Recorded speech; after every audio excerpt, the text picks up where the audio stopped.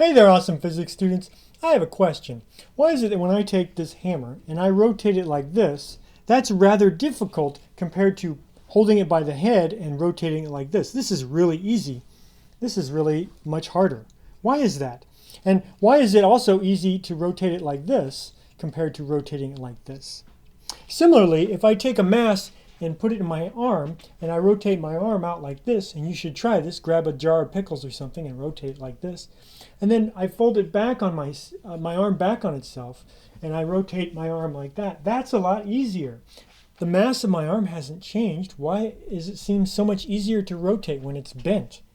And similarly, why is it that when I take my leg and I rotate it straight with my knee straight and I rotate it back and forth, that's rather difficult compared to when I take my leg and I bend my knee and then I rotate my bent knee back and forth. What's going on there? What do these things have in common? Well, before we get into the details of that, let's talk about some analogs between rotational motion and linear motion that will help build your confidence and help make some connections between some of these more abstract rotational ideas.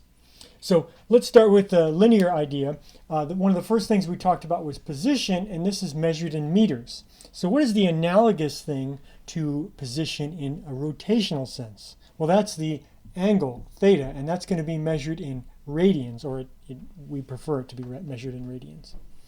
Similarly, we can look at the change in position over time, and that's going to be velocity. That's measured in meters per second. What tells us about how the angle changes with time? That's omega, and that's measured in radians per second. So the angular velocity is analogous to the linear velocity. Similarly, I can think about how is the linear velocity changing, and that's going to be measured in meters per second per second. That's acceleration. As you guessed it, we have a quantity called alpha, which is very similar to A, kind of looks like a Greek A, and that's going to be measured in radians per second per second. That's going to tell us how the angular velocity, omega, changes with time. Let's keep going. We've got force. Force causes acceleration. Force is measured in newtons. What's the analogous thing to that causes angular acceleration? Well, that's going to be torque. So torque is like a rotational force, and that's measured in Newton meters. I said that force causes acceleration. Technically, that's the Newton's second law. So that's the sum of the forces equals ma.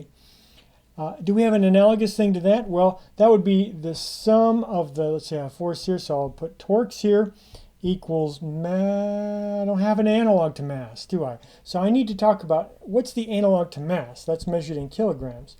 Now remember, mass represents the amount of inertia or resistance to change in motion. What tells us about resistance to change in motion in a rotational sense? That's what we want to talk about. That's rotational inertia. And we use for that the symbol I, capital I, and that's going to have units of kilogram meters squared. Now, just in the way that torque is sort of a compound quantity, meaning it's composed of forces and distances, and there's a procedure for building the torque, we're going to need a procedure for building moment of inertia. So here's what moment of inertia is. The equation for moment of inertia is the sum of all the m sub i's r sub i's squared. And what do I mean by that? Well, if you have a device, let's talk about the hammer. So, and you put an axis of rotation here, because we always have to think about where our axis of rotation is. What this is telling me is that I need to break my object into little tiny pieces. So this is these are the pieces of mass. So I'm going to break this up into little chunks of mass, and there's going to be M1, M2, so on and so forth. And I'm going to get to this, and I'm going to call this the MI. So here I'm summing this over I. This is telling me break them up into tiny chunks and then add them up. And for each chunk, that chunk is going to have a mass. And you multiply that by something that looks like r squared. What is that? Well, r is this distance. It's the distance from the axis of rotation to where the mass is. And because these masses all have this distance, but some of these masses will have a shorter distance. So they're all going to be different distances.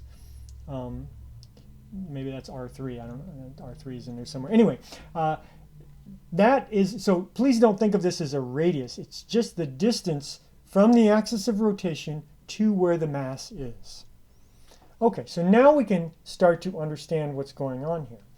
If you look at this equation, mass is in there. So the more mass, the more rotational inertia. R, however, is square. That makes it more important than the mass. So masses that are very far from the axis really greatly contribute to the rotational inertia. So if I look back at this hammer, when I rotate it about an axis like this, the axis is around here. This mass, most of the mass is concentrated far from the axis. And if that's far from the axis, these terms are going to be big, and the inertia is going to be big, and it's going to be very resistant to changes in acceleration. If I put it here, it's a lot closer to the axis of rotation, and there's very little mass that's far from the axis of rotation.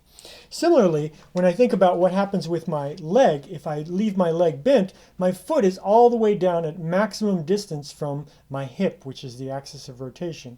If I bend my knee while I run, I'm bringing that mass closer to the axis of rotation. I'm reducing this R, and that reduces the moment of inertia. If I reduce the moment of inertia, this tells me that I can get more angular acceleration with less torque. The sum of the torques is going to equal to I alpha. I playing the part of the mass. That tells us how sluggish or difficult to change, resistant to change in motion it is, in this case rotational motion. And the A or the alpha is telling us how is that motion changing with time. All right?